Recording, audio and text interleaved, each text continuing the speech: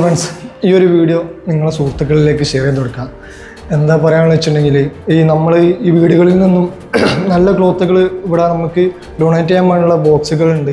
അപ്പോൾ അങ്ങനത്തെ അതിൽ നമുക്ക് ചെയ്യാൻ പറ്റില്ല തോന്നണ അത് നമ്മൾ നേരെ വേസ്റ്റ് ബിന്ന് അതേമാതിരി നമ്മൾ കച്ചറ ഇടുന്ന ബോക്സിലാണ് നിക്ഷേപിക്കാറ്. അപ്പോൾ നിങ്ങൾ അത് അതിലിടുന്നതിനെ കൊണ്ട് യാതൊരു അർത്ഥമില്ല.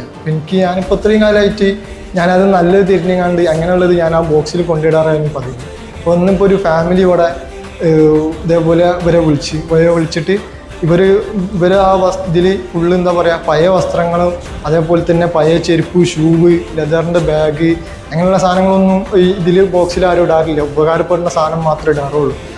അപ്പോൾ ഞാൻ ഇന്ത്യയിൽ 2 ബ്ലാങ്കറ്റ് ഇതേപോലെ ഇവിടെ ഷിഫ്റ്റിംഗ് ഉണ്ടായിരുന്നു. ഓലായി കച്ചറ ബോക്സിനോടെ കൊണ്ടുവച്ചപ്പോൾ ഞാൻ എടുത്തിട്ട് അവിടെ കൊണ്ടുവച്ച് ഞാൻ ഈ മഴയൊക്കെ അല്ലേ, ഇനി ബുദ്ധിമുട്ടാവണ്ടെന്ന് വിചാരിച്ചിട്ട് ഞാൻ പുറത്തന്നെ ഇടാമെന്ന് കരുതിയതായിരുന്നു.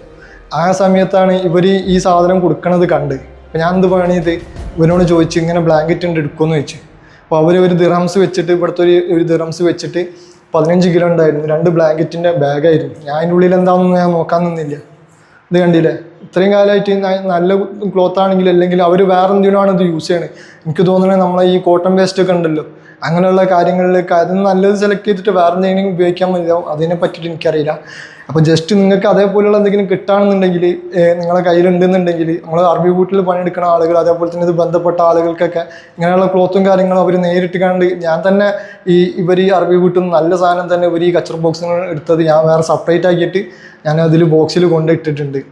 അപ്പോൾ നിങ്ങളെ ഫ്രണ്ട്സിനൊന്ന് ഷെയർ ചെയ്ത് കൊടുത്തിട്ട് മറ്റുള്ള ലാംഗ്വേജിലുള്ള ആളുകൾക്ക് നിങ്ങൾക്കൊന്ന് പറഞ്ഞു കൊടുക്കാം. ഓക്കെ.